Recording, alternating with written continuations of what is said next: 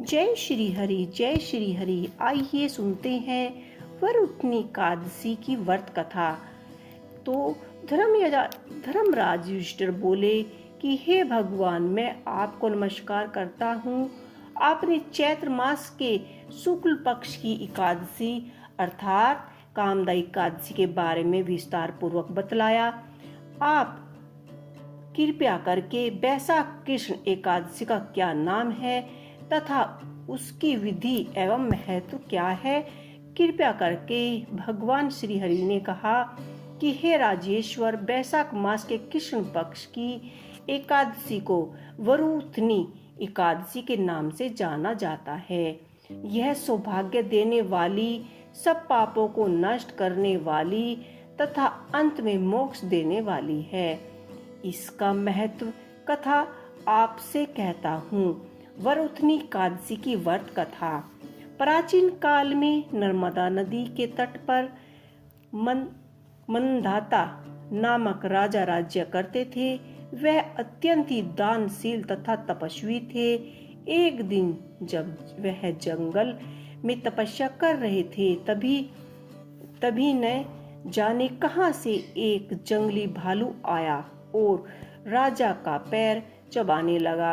राजा पूर्वत अपनी तपस्या में लीन रहे। कुछ देर पैर चबाते चबाते भालू राजा को घसीट कर पास के जंगल में ले गया।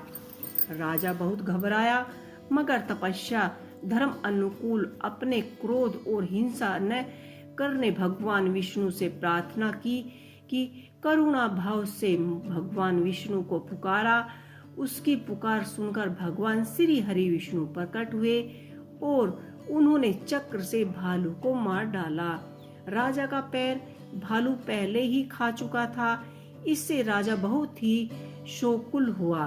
उन्हें दुखी देखकर भगवान विष्णु बोले कि हे वत्स, शोक मत कर, तुम मथुरा जाओ और वरुथनी एकादशी का व्रत रखकर मेरे वह अवतार मूर्ति की पूजा करो।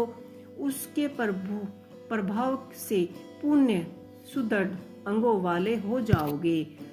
इस भालू ने तुम्हें जो काटा है, यह तुम्हारे पूर्व जन्म का ही अपराध था।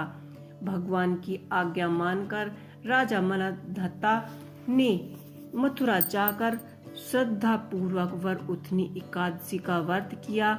उसके प्रभाव से राजा शीघ्र ही पुनः सुंदर संपूर्ण अंगों वाले हो गए। इसी एकादशी के प्रभाव से राजा मंधाता स्वर्ग गए थे। जो भी व्यक्ति भय से पीड़ित होता है, उसे वरुथनी एकादशी का व्रत रखकर भगवान विष्णु का स्मरण करना चाहिए। इस व्रत को करने से समस्त पापों का नाश और मोक्ष की प्राप्ति हो।